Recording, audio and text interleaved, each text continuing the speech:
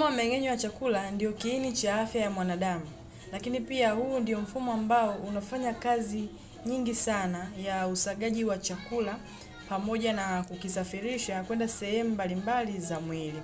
Lakini hapa kuna baadhi ya viungo ambavyo huwa vinatumika katika uchakataji mzima au umeng'enywaji mzima wa hivi vyakula. Mfano, chochote ambacho unakula, chochote ambacho unakunywa ni lazima kipite kwenye huu mfumo.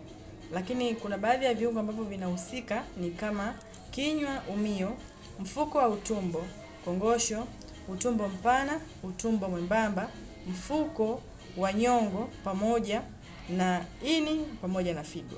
Kwa hiyo sasa ukiharibika huu mfumo, lazima pia hata hivi viungo vitaathirika. Ndio maana kuna wakati mwingine unaambiwa una mawe kwenye nyongo. Wakati mwingine unaambiwa una mawe kwenye figo.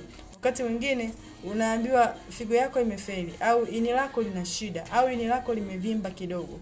Ujue sababu inaanzia kwenye huu mfumo wa mmeng'enyo wa chakula. Kwa hiyo ulinde sana na utunze sana kwa sababu ndio engine